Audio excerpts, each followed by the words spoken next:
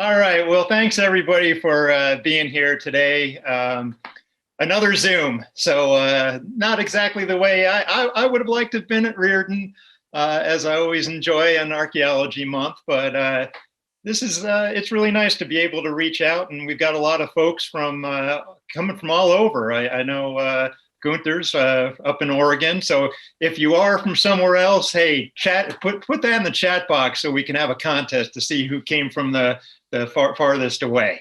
I think we're going to have a lot of fun here talking about the stagecoach, and really I want to get just introduce this by saying this is actually a presentation that Richard Magnum used to do. It's based on his book. He and his wife Sherry's book, the Grand Canyon, the Flagstaff stage line, then and now. And this is really an ode to this remarkable publication that they did in 1999. But it's really important to point out that there were actually earlier efforts, and kudos to the Coconino National Forest back in the 1970s. They recognized the importance of this historic route, and they actually, if you see that logo there, Grand Canyon Stagecoach Line logo, that was a beautiful enamel sign. They made hundreds of them to post across the forest, and they actually marked the route in the late 70s, and by 1980, just about all those signs were stolen by the public. They were too nice, and the public thought, hey, I want a piece of that history. So at any rate, my goal today is to give you a bit of the history. I can, in 45 minutes, no way can we address all the folks that were associated with the history of the stagecoach. But I really, as many of you have seen my presentations before, I like to do then and now pictures. So I've taken a lot of Richard and Sherry's photos, and this is really a tribute to the research that they did, but also to perhaps get you to get out there and explore the route yourself. And I think you'll be excited by the time we're done with the presentation. And just to note, most of these historic photos are all from their book. They're all referenced very carefully in the Stagecoach Line book. Of course, good luck trying to find that anywhere in town. They're out of print. They're not on Amazon. I think Bookman's is out of them. So check back often if you don't have a copy. So we'll get rolling here. For some reason, it's not moving forward here. Any ideas? Bill? Oh, here we go. All right. I hit the enter button. It seemed to work. So before we get into the details of the stagecoach, it's really important to recognize that this area had been used for well over 10,000 years by the ancestors of today's Hopi, Navajo, Wallapai, Yavapai, Zuni, Havasupai, Apache, and Paiute tribes that regularly hunted, traveled, or simply ran across the vast open landscapes between the Flagstaff and the Grand Canyon. There's petroglyphs along the way where people marked where they passed. And some of these fantastic maps that you can find online, the 1807 Provinces of New Spain map, actually showed many of the tribes. And for me, it's really cool to see this map where it talks about the Sierra de los Cosninos. And of course, that was a mispronunciation of what the Hopis called Havasupais, Coninas. And that was the prehistoric group that I studied for much of my 33 years in federal archaeology. So one of the really cool things in the upper right of that map, you can see Indians of Moki's independence in 1680. And of course, that's in reference to the great Hopi revolt against the Spaniards on the Hopi Pueblos, and they maintained their independence. And so these maps are incredibly valuable to give you an understanding of the past of this area. And then the 1904 General Land Office map is even more fascinating. By 1904, you can see old stage route. So it was already a thing of the past by then, but you can see the dotted trails, and those are actually Native American trails that crisscross the country. And you can see the old Moki stage station in there, which we'll talk about in just a bit. 1882, of course, anybody from Flagstaff knows an important date when the Atlantic and Pacific Railroad arrived. To be specific, August 1st, 1882.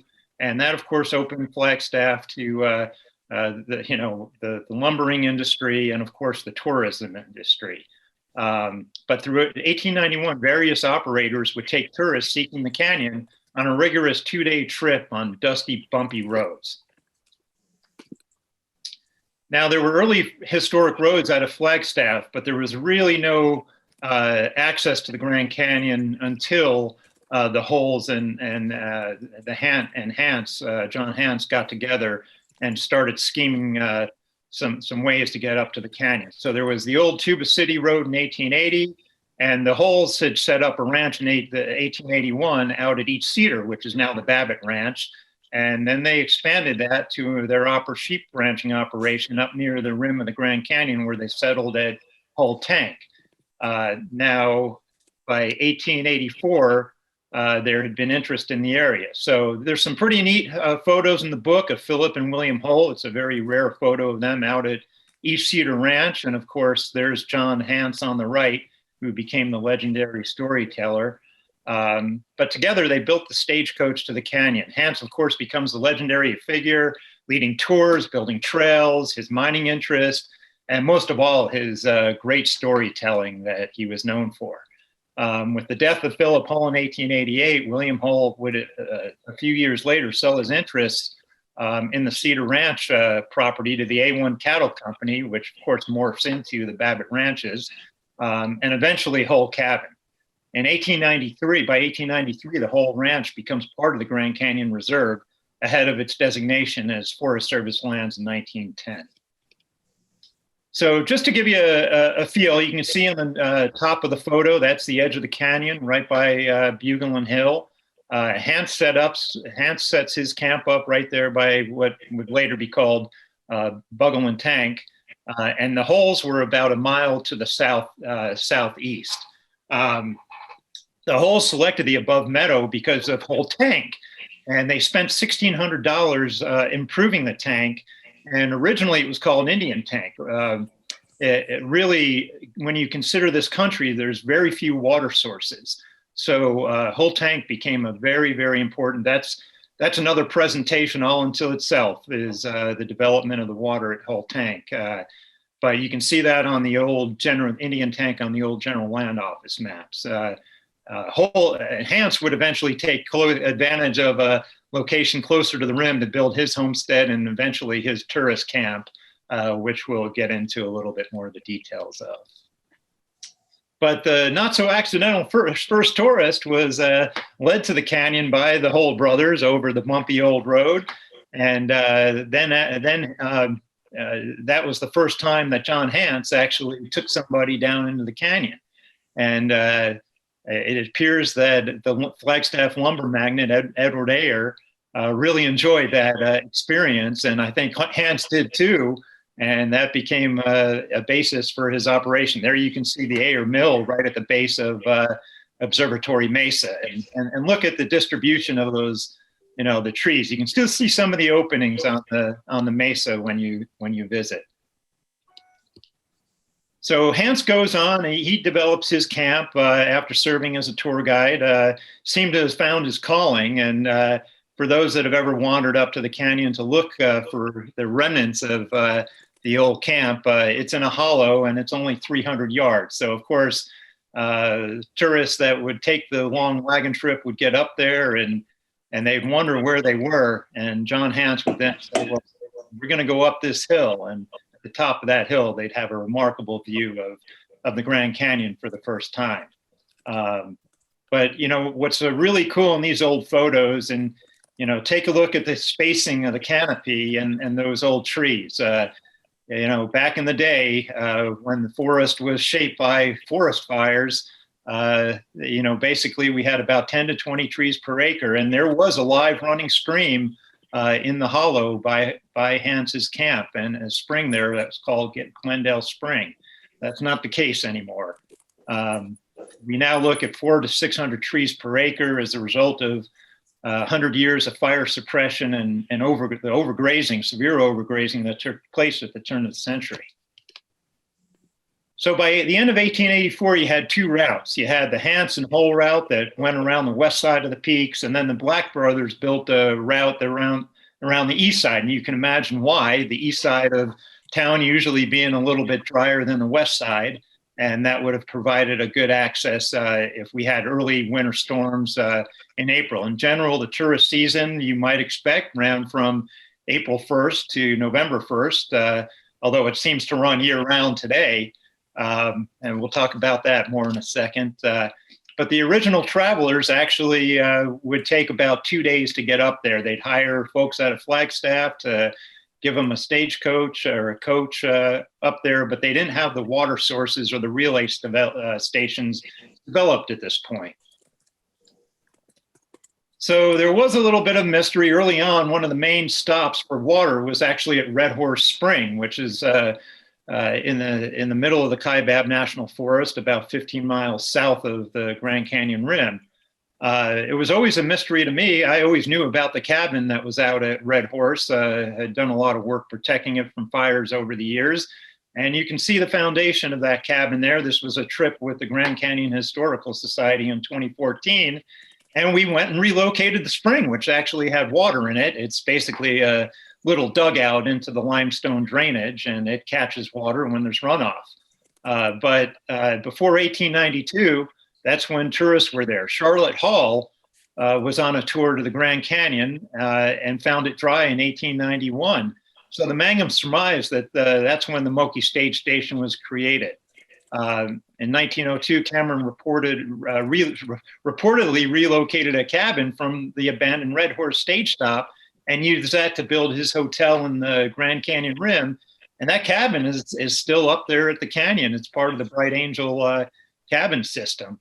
But the odd thing is there must have been two cabins, because there's clearly a cabin foundation still out at Red Horse Spring off the Forest Road 339. You can still see that today. You can easily find it by maps, and if you have a high clearance vehicle, you can get there. But what's really interesting is the dovetail construction is really similar to the logs at Hole Cabin. And, you know, I truly believe that it was either the Hances or Halls that may have built that cabin at Red Horse. But it's neat to see the old maps and see the old Red Horse Spring right there. And you can see a little dotted line heading west, which was the old Moki Trail that went from Hopi to Havasupai. So the first but not last gateway to the Grand Canyon. Still to this day, there's a battle over that nomenclature between the towns of Williams and Flagstaff. And having spent a career traveling back and forth between the two towns, it was always interesting to watch the news headlines when Williams and Flagstaff were always vying for the tourist trade. But in the meantime, the Atlantic and Pacific and Flagstaff were struggling in the early 1890s. And really the way to promote tourism was sort of the answer to that. So the Flagstaff Board of Trade and the railroad entered into an agreement in 1892, and they started the stage line, and Flagstaff trumped Williams at the time for the title of Gateway to the Grand Canyon. Now, it was Flagstaff's duty to contribute building an office in Flagstaff. And they actually created 3 relay stations and supplied the equipment and people to get tourists to the canyon and create a regular schedule. The railroad was going to contribute by selling packages to tourists, taking the train, selling tickets, and doing the advertising. So they had their magazine there, the Titan of Chasms, the Grand Canyon of Arizona, which was a great attraction for the public. Hey, Dean, this is George. I might get ahead of you, but wasn't there a hotel there? Hey, George, we're going to keep these questions to the end. So okay. Pop it in the chat box if I don't cover it. All right. Got it. Thanks. And so James Thurber was sort of, if you read the book by the Magnums, you'll see that James Thurber was considered one of the unsung heroes. It's not a name that a lot of people associate with Grand Canyon history. But he operated stables under contract with the railroad, and in 1895 took over as proprietor from E.S. Wilcox, who was the original proprietor of the stagecoach line. Eventually, Thurber got the rights as the proprietor to Hance's camp, and later Hance's camp, he would get over the rights from Hance to that camp, take it over. Hance, I think, went and checked out some mining interest in the canyon, probably upgraded some trails, and then he upgraded Hance's camp, and it became known as Grand Canyon Hotel. He made the upgrades to the line and improved in conditions at the camp. At the same time, Pete Berry was announcing plans. He'd have a much more luxurious hotel on the rim of the Grand Canyon, which would near his Grand Canyon, his Grandview mines, and basically that became a competition, and by 1898 would become the end of the line. In the meantime, Thurber was pretty creative, and he's actually credited for starting the Bright Angel Lodge in 1896, far west of his. And I think he was basically trying to take advantage of the other stagecoaches that were actually coming out, and of Williams and Ash Fork, to capture those folks as well. So this is the situation from 1892 to 1900. Red Horse Spring is no longer a stop. From Flagstaff, you could go east or you can go west. If you went west, you would have lunch at the Dillman Ranch. You'd get water at the Dillman Ranch, which is the Hart Prairie Preserve, run by the Nature Conservancy today. You'd go on for lunch at East Cedar, the East Cedar Ranch, which is now part of the Babbitt Ranches. And then you'd head off to Moki Station, which we'll go over in just a little bit, and then on your way up to Hance's cabin. Now, this is where we get into seeing, things I like to think about. Well, if Hull and Hance, if the Hull brothers and Hance were reincarnated, stepped onto the streets of Flagstaff today, boy, they would actually recognize quite a bit of places that have been still wonderfully preserved. So here you can see you can actually see this photo of the old stagecoach office that was on the west side of the old depot. And today, of course, it's no longer there. I think we've got there's a statue there, which is pretty neat, but we still have the old depot in wonderful condition. And so that was located on the west side. And it then moved to the Babbitt building for the 1898 season. And today you can still see that office, thanks to, sadly, we lost one of Flagstaff's great historians a few months ago, Jim Babbitt, but he carefully, as part of the restoration, reprinted the stagecoach line. So if you're standing there on the corner, right in front of the Babbitt building, you can look up and see the gold lettering of the old offices. Basically, the stages early on left at 7 a.m. on Monday, Wednesdays, and Fridays, and arrived at the canyon 10 to 11 hours. So it was no longer a 2-day trip. The return was usually made on Tuesdays, Thursdays, and Saturdays, but it really got a lot busier. There were daily trips going to Flagstaff to the canyon and back by the late 1890s. And I just noticed that Ramona Magnum is on the call. So Ramona, welcome. It's great to have Richard and Sherry's daughter here as a connection to the great story of the stagecoach route. And we'd be happy. Yeah, welcome, Ramona. Thanks for being here. So at any rate, you can still today see the wonderful Bank Hotel. Thomas McMillan completed the Bank Hotel construction in 1888 and 1892. Stages left Flagstaff on Mondays, Wednesdays, and Fridays. And Ramona's dad, Richard, believed that the above photo created a number of misconceptions. You can see that stagecoach there, and a lot of early historians mistakenly said that that was the terminus, the beginning as well of the stagecoach, but it was actually the stagecoach office over at the train depot. As you can see the length of that stagecoach, there's no way that would have made it probably up to the top of LaRue Street on its way to the canyon. It probably would have hit a rock and collapsed. So this was probably a shuttle that was used for tourists to get back and forth between the train stage, the train depot, and the hotel or be picked up by the regular stagecoaches. But it's pretty neat because, boy, not much has changed other than the type of transportation in this photo to the right. So I really, every time I'm downtown and I see those, I'm just reminded of the wonderful history that our town has been able to preserve. And it went up where this is one of my favorites. I did this 2 days ago. I went out looking for this historic photo, and I know, Nancy, you're on the phone, and Gwen, you're here with us, but my buddy Brian Beamer from our Big Brothers Big Sisters board, he lives in that house that's was built in 1888 on the far right. And I double checked. I said, Brian, did I get this right? Is that your house? There's been some, there's been some changes, some improvements on the house, but he confirmed it. That's his house. And you can see the good old Weatherford. So this was taken sometime in the early 1900s.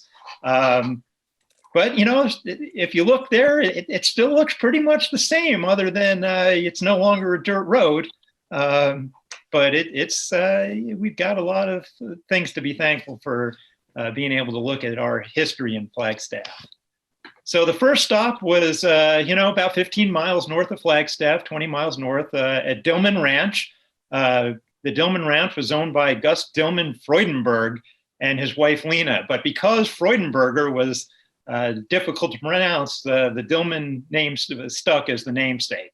It was a stop between 1892 and 1894, and for reasons unknown, the stage line began stopping at Little Springs in 1895. Possible it had better water source, a better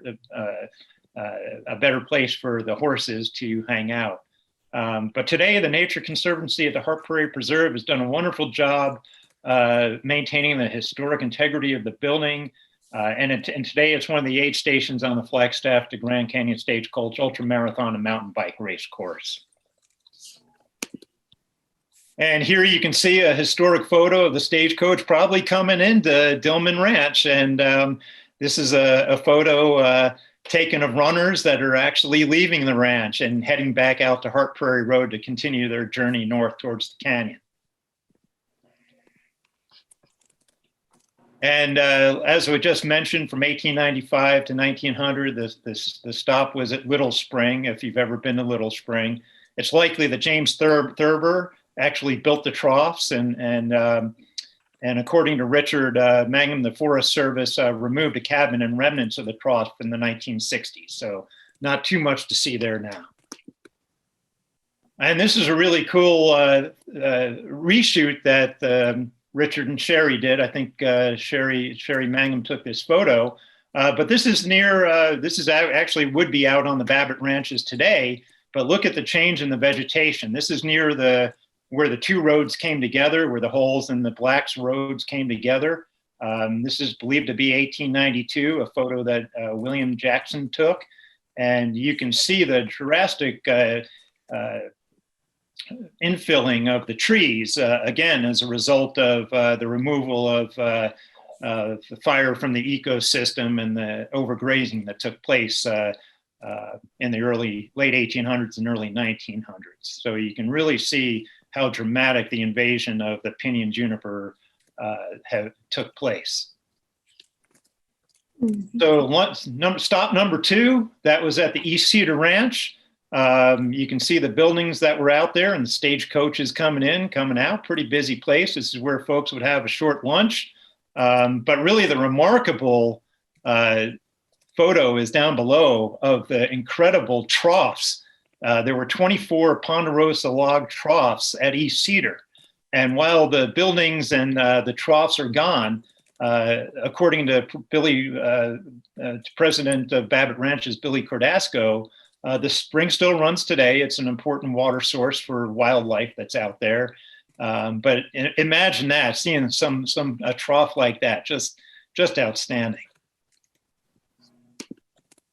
And then stop number 3, another 25 miles north, was at the Moki Stage Stop, which was constructed, we believe, after the Red Horse Spring went dry in 1891.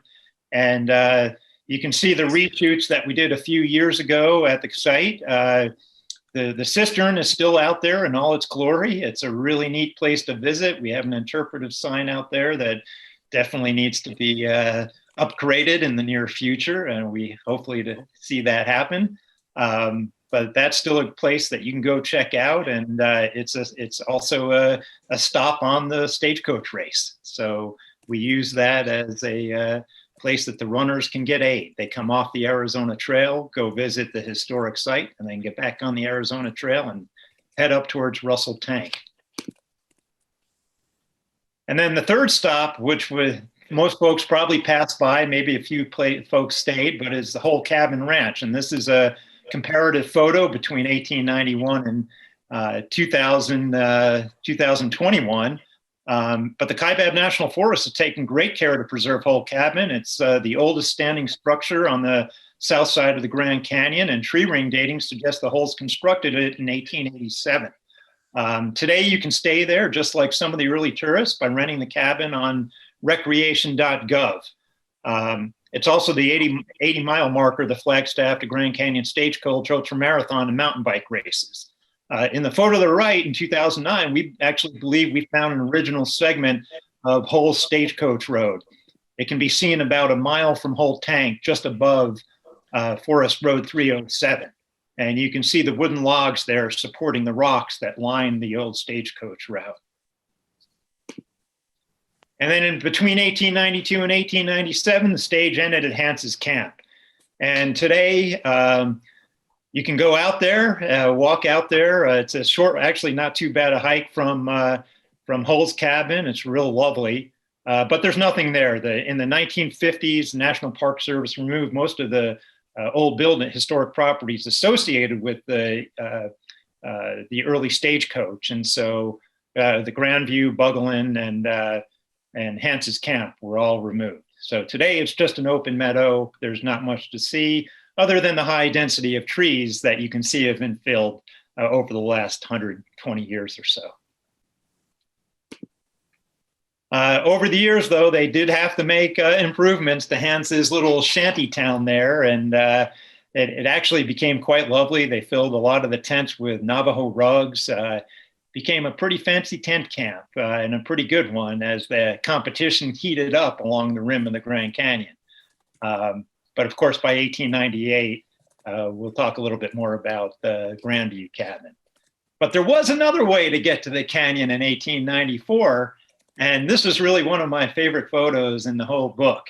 The Coconino Cycling Club, and if anybody is a member of Flagstaff Biking Organization, FBO, you can thank your roots to the history of the Coconino Cycling Club. But this is real personal for me. This is actually an 1896 photo of the run they did at Hance's or Thurber's camp by then. But William Schweitzer, who was a Flagstaff pioneer, he was color guard for the group. And he was father of Bill Schweitzer Jr., who ran the hardware stores for many, many years in downtown Flagstaff until it closed in 1978. And while the group had hoped for 100 riders or so, only a dozen made the trip. Who knew it would take another 120 years to gain traction as a running and mountain bike race? But on a more personal note, in 1993, I was fortunate to find a house to live in Flagstaff. And little did I know at the time, I bought it from the estate of Bill Schweitzer Jr. And so I'm still the second owner of that house. And that really kind of keeps me in touch. And I feel really close to the history of the Schweitzers and this stagecoach race.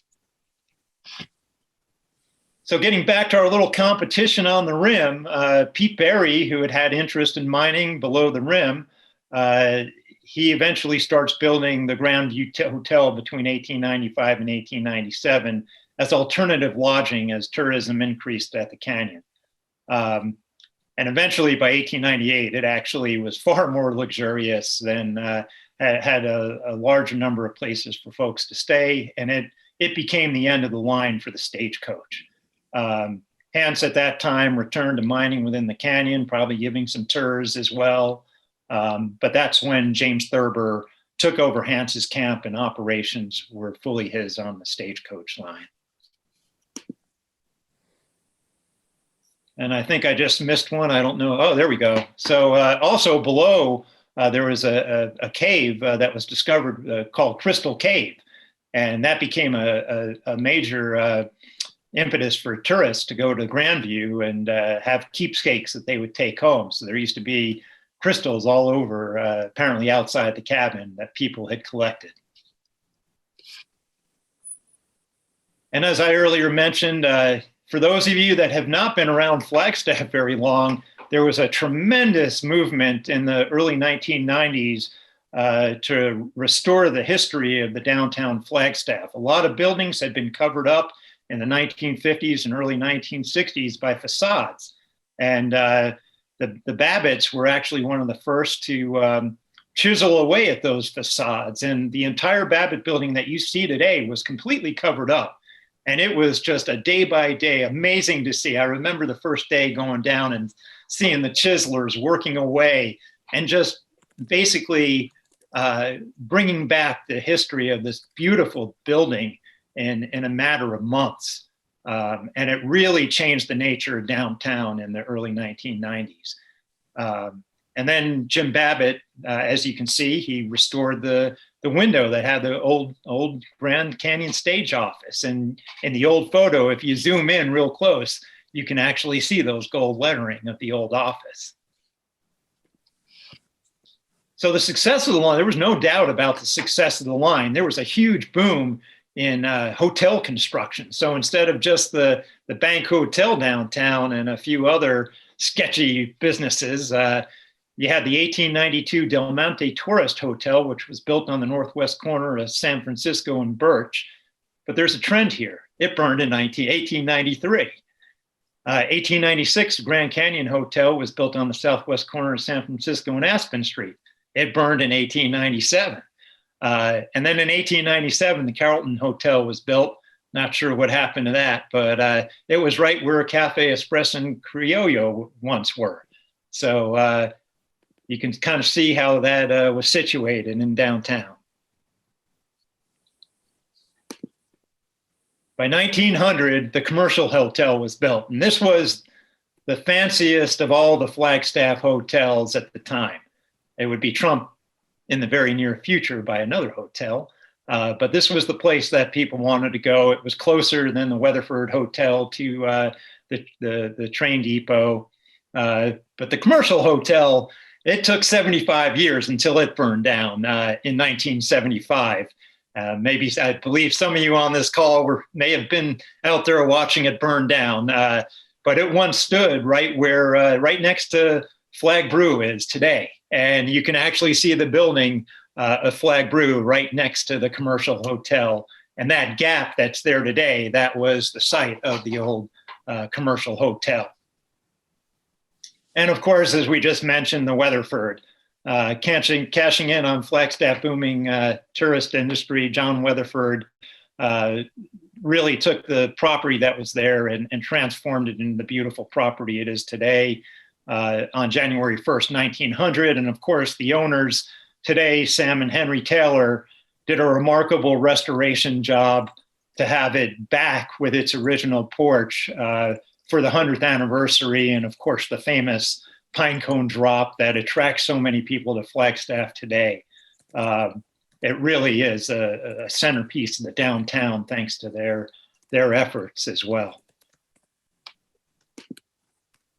In 1896, as we mentioned, James Thurber is given credit for actually starting the Bright Angel Hotel in response to the fact that he was trying to capture the tourists coming from Williams and Ash Fork, because he was, losing the trade over on the east end of the canyon. We don't know exactly why, but that's a pretty good guess. And eventually, it was a pretty good guess because that's where the train was heading. So in the meantime, the access from Williams, other than Stagecoach, was pretty time consuming. And at the same time, there was copper struck at the mines at Anita. So in 1897, there was a mining district, and there's lots of abandoned mines out about 30, 40 miles north of Williams. And this was the impetus for the legendary sheriff, Bucky O'Neill, who convinced investors, Lombard Good and Company, to invest along with residents of Williams in building rails from Williams to the mines at the Anita. I think they had their eyes set on something else, but in the meantime, they were able to get a railroad built by 1800 to the mines at Anita. And Anita had one of the richest strikes of copper in Arizona history at the Anita mine shaft, which is in the upper right. It was a vein of copper that was 60% pure. And out in the forest, that mine is still, we fenced it off because it's a 540-foot shaft that went down. It's a fascinating piece of history that's helped get the railroad going. But along with the residents of Williams, the rail started getting built towards the canyon. And in 1900, Anita became the end of track for tourists who wished to travel by train to the canyon. And then they could take a wagon road from Anita up to the canyon. And this cut the wagon road to about a 6-hour tour. So it was getting faster from Williams than it was from Flagstaff. And then it became a race, basically, to complete this line all the way to the canyon. So it became the stage line versus the railroad. And residents were pretty skeptical that, Flagstaff residents had heard about a railroad for years, whether it was going to go from Flagstaff or Williams up to the canyon. But that competition heated up, and this one was for real. So 1900 was the beginning of the end. In 1900, the stage would actually, from Bright Angel, would go meet the train at Anita. Then a few months later, it was at Coconino Station. And then 1900 becomes the last season for a stagecoach from Flagstaff. At the opening of the 1901 season, all tickets were from the end of track until September 17th, 1901, when the train finally reached the canyon's rim. The train arrives, and that's a photo on the right there of the first train that arrived at the Grand Canyon. Passengers traveled by rail all the way. They're dropped off in front of the Bright Angel Lodge. And Pete Berry began running his own stage to the Grandview Hotel from there. And of course, it was doomed anyway. Even without the railroad, cars were on the way. The first auto trip was in January of 1902. And for those of you who may have remembered 8 years ago, there was a remarkable story. And that photo in the lower right, that was a photo I took. Never seen your dad so happy, Ramona. There were two Brits that got their hands on what they believed was the original Toledo car that went to the Grand Canyon in 1902. And I remember getting the call from Nick and Chris Howell. They wanted me to say, hey, Neil, what do you think of the conditions of us making it from on Forest Road 301 in this Toledo car all the way to the canyon? And they were going to do this in the summer of 2014. I said, well, if you get a stretch of, good weather and no monsoons, you'll be in ship shape. But that would not be the case. They experienced it much like the first car that broke down and took several days to get up to the canyon. They actually had to get pulled out. They got stuck in a rut. They also had some issues with their engine, and they actually got towed up to the canyon on that trip.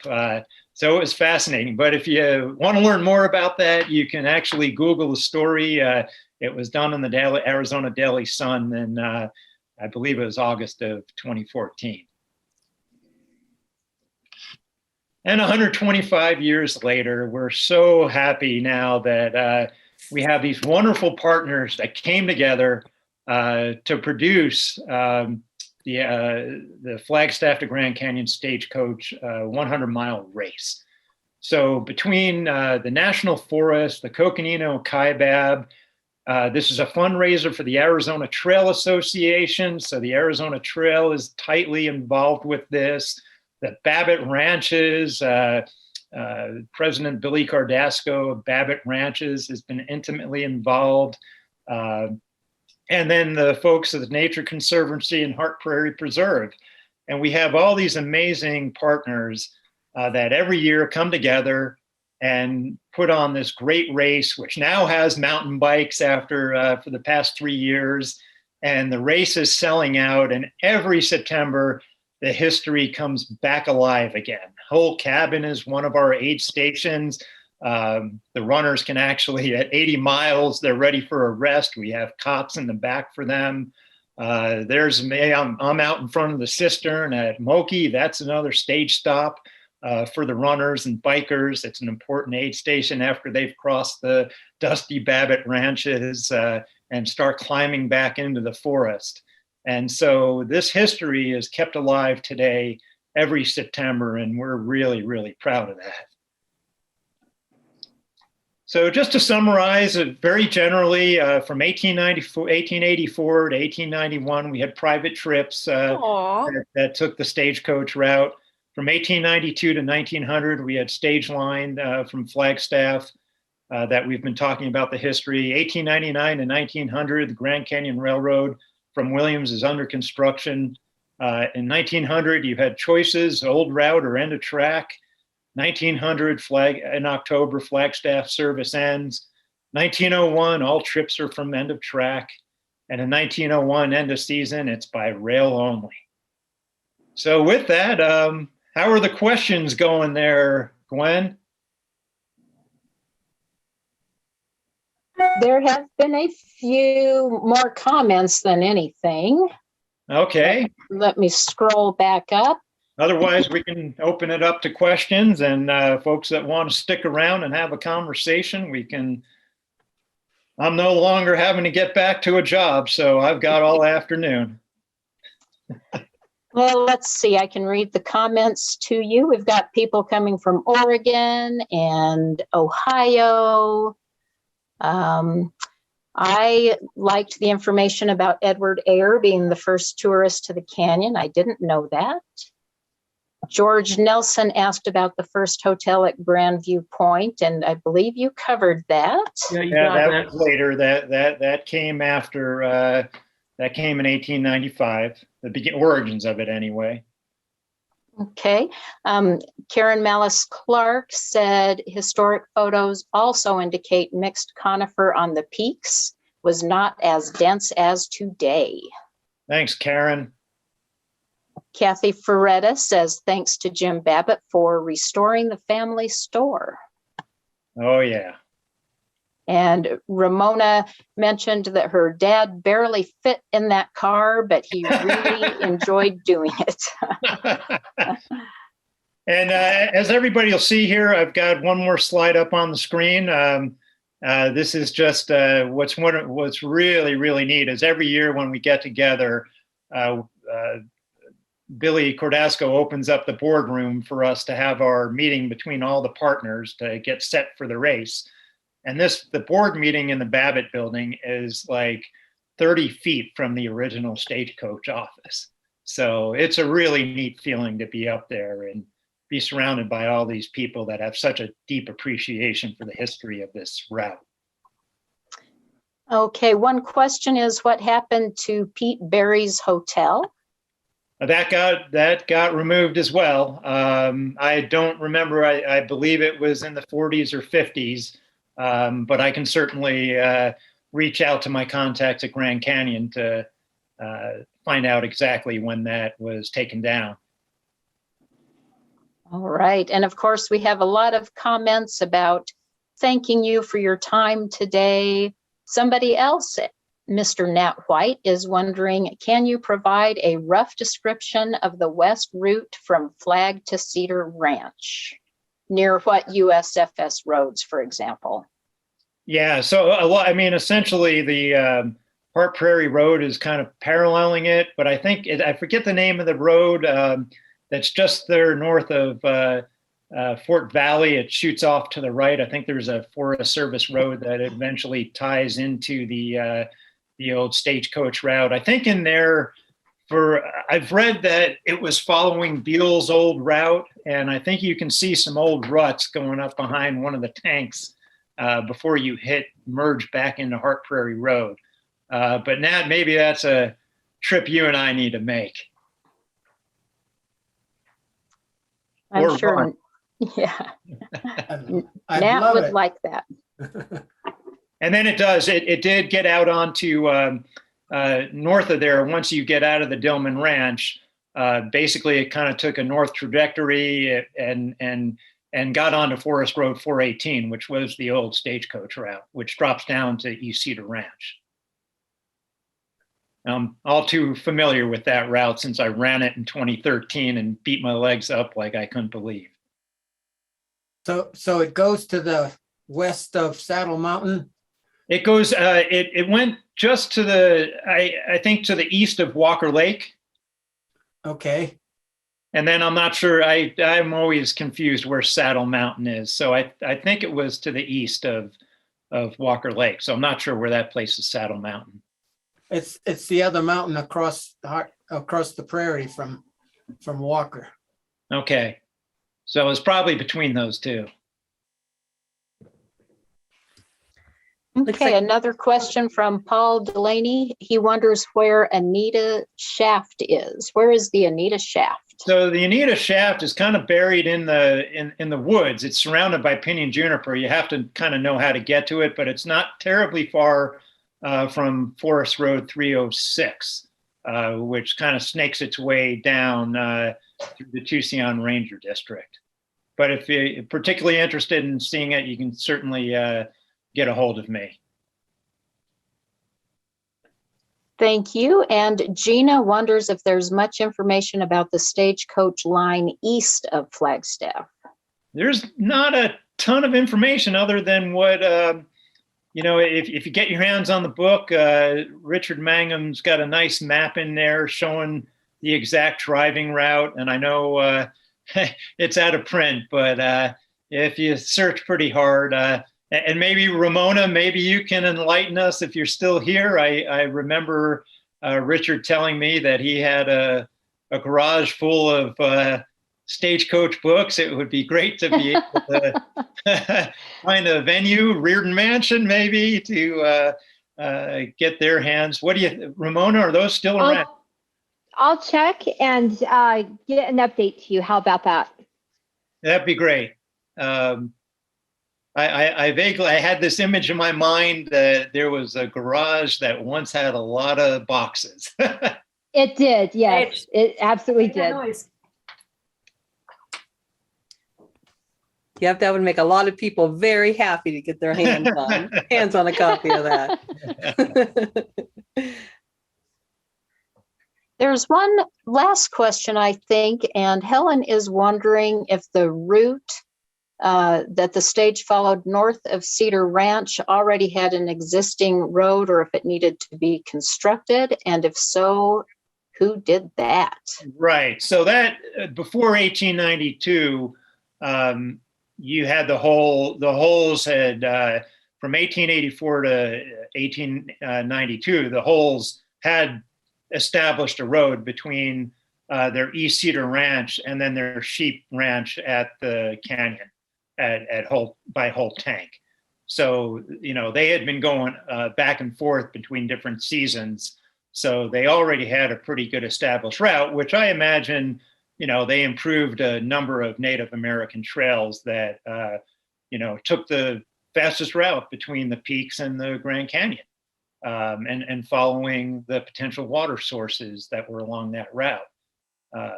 So yeah, does that help answer that question, Helen? Yes, thank you very much. I forgot about the hall part. Yes, perfect. Okay, great. And I think inquiring minds want to know if you are always at the same aid station for the race. So in October of 2013, I froze my buns off. The race was held later that year. I forget the reasons. We held it towards the end of October. When I was at Moki, all the Coke that the ultra runners like, it all froze. And I froze. And my colleague, Kathleen O'Neill, who was helping me out, we could not fall asleep. It was so cold. So we stayed up all night, shivering. The following year, I thought, you know what? I'm going to Whole Cabin. And so ever since then, I've been hosting the 80-mile aid station at Whole Cabin. And I cook all night long. And I really enjoy being able to show that cabin off to the runners and and all the aids, all the vehicles that pass through supporting the runners and bikers, because it's a place very close to my heart. A lot of my colleagues at the Kaibab over the years spent a lot of time saving that cabin for the future. And it's a real interesting history because Hull Cabin, the Park Service was trying to exchange in the 1940s at the time that they were taking down all the old cabins. They were trying to get that meadow from the Forest Service because of its park-like conditions. Congress never acted on that land swap, and thankfully they didn't, because Hull Cabin would have gone by the wayside. And so that became an important administrative site, and we had lots of seasonals that would stay out there over the years.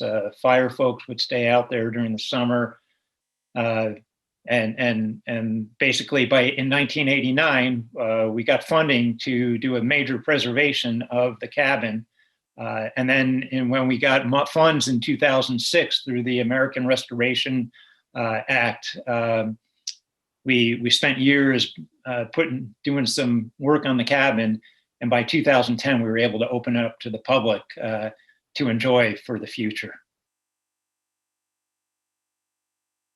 So if you ever go rent it, you can take a short walk from there to the canyon rim. You can walk over to Hance's old place and see that beautiful old meadow, and imagine what it's like to be at that stagecoach 125 years ago.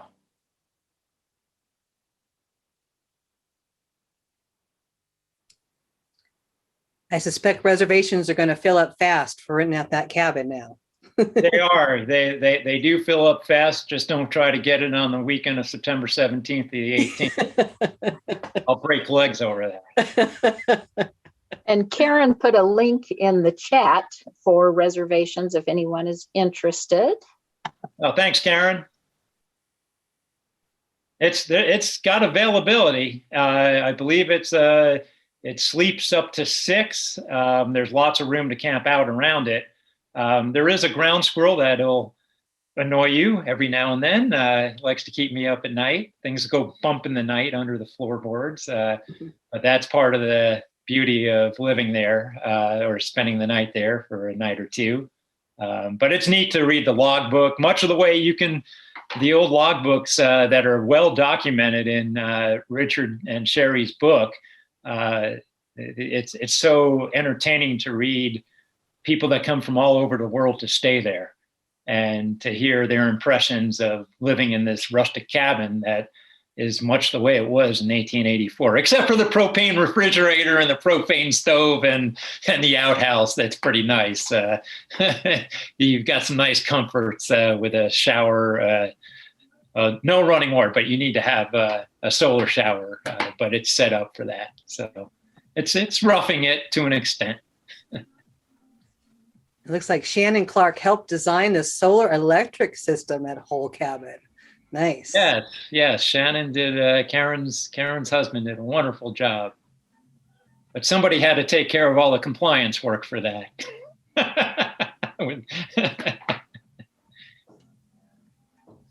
Well, fantastic. Thank you, everyone, for joining us. Thank you for Gwen helping with the questions. And Neil, thank you so very much for putting together this presentation and your celebration of history. And you've been called the Renaissance man of Flagstaff for good reason.